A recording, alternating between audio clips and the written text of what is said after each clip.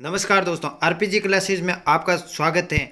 और ये जो टॉप जो 20 क्वेश्चन है ये एग्ज़ाम पीटीटी 2023 और जो पिछले 5 साल में, जी हाँ दोस्तों, पिछले 5 ईयर में जो है घूम फिर कर ये वो क्वेश्चन है जहाँ से छपते हैं। और देखिए यहाँ से जो है वो 3 क्वेश्चन पूछने की संभावना है। बार बार ये एग्जाम में आते हैं और बच्चे अक्सर नहीं करके जाते हैं, ये उनकी सबसे बड़ी गलतफहमी है।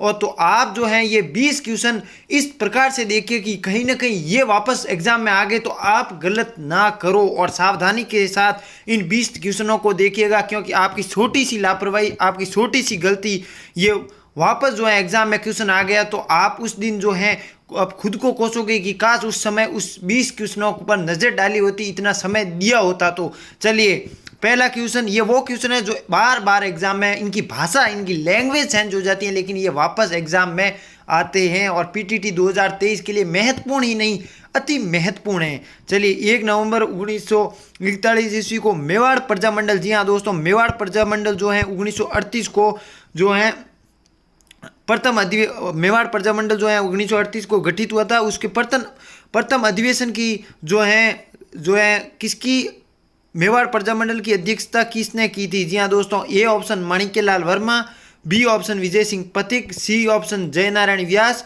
और डी ऑप्शन हरिदेव जोशी। जी हाँ दोस्तों, विजय सिंह पथिक है जो बिजोलिया आंदोलन से जुड़े थे, जयनारायण जो है अपने जोधपुर के जो है प्रजामंडल के संबंधित थे। तो चलिए, इसका राइट आंसर जो है वो माणिक्यलाल वर्मा। जी हाँ दोस्तों, ये माणिक्यलाल वही है जो अर्जी गीत लिखा था नानक भील के शहीद होने पर। चलिए, दूसरे क्वेश्चन की ओर हम नजर डालते हैं।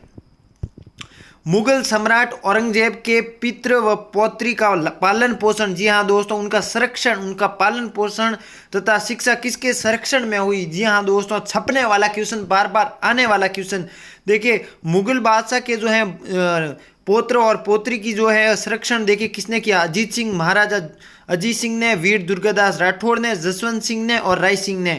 अपना राइट आंसर देने की अगर आपको आता है तो कोशिश कीजिएगा। तो इसका राइट आंसर अगर न भी आता हो तो ध्यान से देखिए, इसका राइट आंसर है वो वीर दुर्गादास राठौड़। जी हाँ दोस्तों, वीर दुर्गादास राठौड़।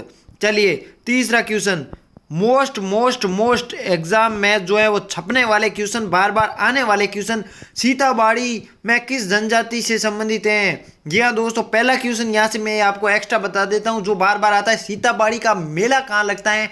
जब हमने जो है वो नृत्य और मेले की में जो है मैंने क्लासें ली, उसमें बताया था सीताबाड़ी का मेला 12 जो है जिले में लगता है। चलिए, इसका देखिए राइट आंसर देने की कोशिश कीजिए। सीताबाड़ी में किस जनजाति से संबंधित मेला पड़ता है? ग्रासिया, कालबेलिया, शहरिया या भील?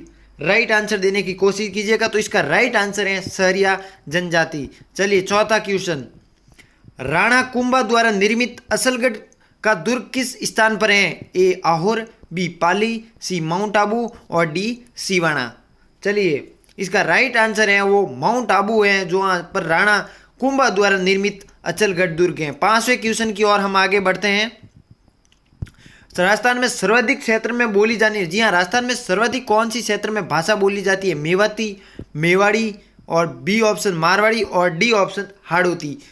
जी हाँ दोस्तों, अपना राइट आंसर देने की कोशिश कीजिएगा। राजस्थान में सर्वाधिक क्षेत्र बोली जाने वाली मारवाड़ी है। जी हाँ दोस्तों, जोधपुर, पाली, बाड़मेर, जैसलमेर, इधर साइड जो है बोली जाने वाली जो प्रमुख भाषाएं हैं वो मारवाड़ी में, जो मारवाड़ी हैं, और मारवाड़ी राजस्थान में सर्वाधिक भाषा बोली जाती हैं। चलिए, खडीन वर्षा जल संग्रहण की परंपरागत विधि किस जिले में अपनाई जाती है? बार बार आने वाला क्वेश्चन। जैसलमेर में, ए, बी बाड़मेर में, सी कोटा में, डी उदयपुर में।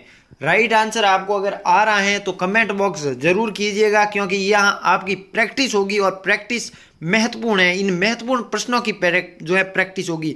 खडीन जो है वर्षा जल संग्रहण जैसलमेर में जो है वहाँ पर स्थापित हैं, वहाँ पर अपनाई जाती हैं। 7वां क्वेश्चन, जी हाँ दोस्तों, राजस्थान का क्षेत्रफल किस देश के क्षेत्रफल से लगभग समान है? भारत के क्षेत्रफल से राजस्थान 10.41 जो है वो है। अब देखिए, राजस्थान का क्षेत्रफल किस देश क्षेत्र से बराबर है? तो श्रीलंका से, इंग्लैंड से, इजराइल, इंग्लैंड से तो देखिए 2 गुना है, बट समान तो है ही नहीं। इजराइल से या जापान से? चलिए, राइट आंसर श्रीलंका से जो है वो राजस्थान 5 गुना बड़ा है और राइट आंसर अब देखिए इनमें दो ही बचते हैं, इजराइल और जापान, तो इसका राइट आंसर है वो जापान होगा। चलिए 8वें क्वेश्चन की ओर अग्रसर होते हैं।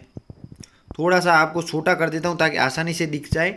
जनगणना 2011 के अनुसार राजस्थान के किस जिले में महिला साक्षरता में सर्वाधिक बढ़ोतरी हुई है? ए भीलवाड़ा, बी टोंक, सी डूंगरपुर, डी बाड़मेर। जी हाँ दोस्तों, पीटीटी में छपने वाले क्वेश्चन, तो इसका राइट आंसर है सी डूंगरपुर। चलिए 9वां क्वेश्चन, निम्नलिखित में से किस धातु का गलनांक सबसे कम है? जी हाँ दोस्तों, किस धातु का जो है सबसे गलनांक कम है? स्वर्ण, चांदी, तांबा या पारद। राइट आंसर देने की कोशिश कीजिएगा, अपना उत्तर कमेंट बॉक्स में देने की मंशा जताइएगा। तो इसकी राइट आंसर है वो सी पारद।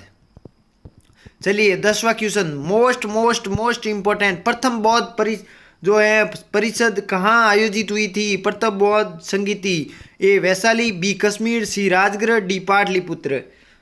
इसका राइट आंसर है वो राजगृह होगा दोस्तों। जी हाँ, 11वें क्वेश्चन की ओर हम आगे बढ़ते हैं।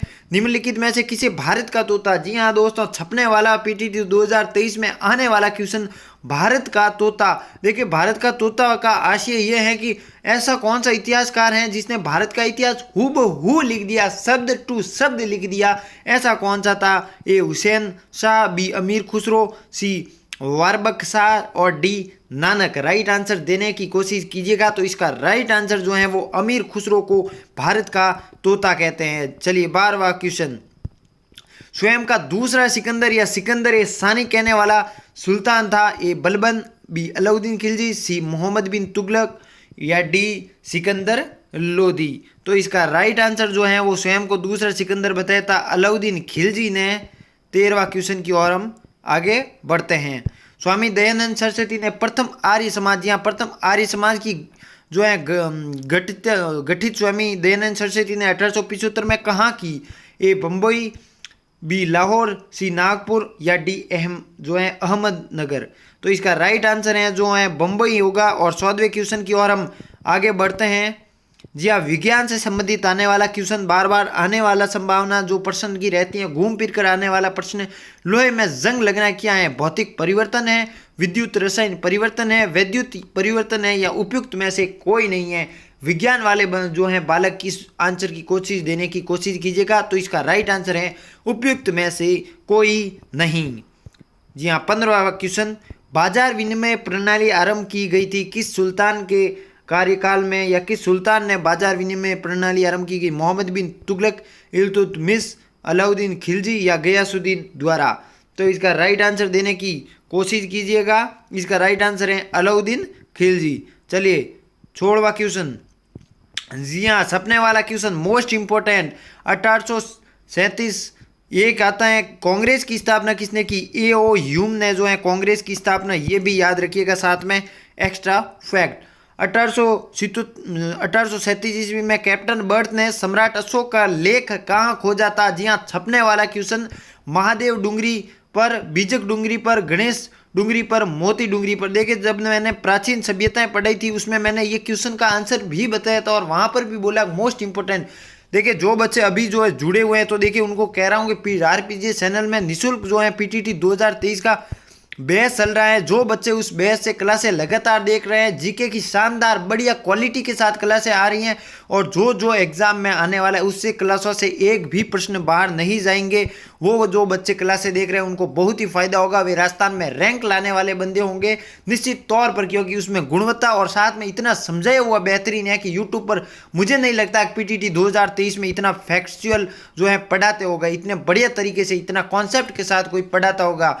जो बच्चे ले रहे हैं वो पीटीटी की दौड़ में सबसे आगे दौड़ रहे हैं, ये मैं कह रहा हूं। बस रुकिएगा मत, चंद जो है दिनों की बात है, चंद दिनों की बात है, आपका सिलेक्शन आपके हाथ में होगा। बस खुद को इस मेहनत की आग, इसको सफलता की आग लेने के लिए इसमें झोंकना होगा। चलिए इसका राइट आंसर जो है कैप्टन बट अशोक सम्राट लेख खोजा गया, ये है जो बीजक डूंगरी पर। जी हाँ दोस्तों, बीजक डूंगरी पर जो है कैप्टन बट ने खोजा था। चलिए अब देखिए 17वां क्वेश्चन, वह प्रथा जिसमें राजा महाराजाओं द्वारा अपनी लड़की की शादी के जो दहेज हैं उसमें साथ कुंवारी कन्याएं भी दी जाती थी, उसे क्या कहा जाता था? जी हाँ दोस्तों, उसे त्याग प्रथा कहा जाता था या उसे डावरिया प्रथा, या उसे समाधि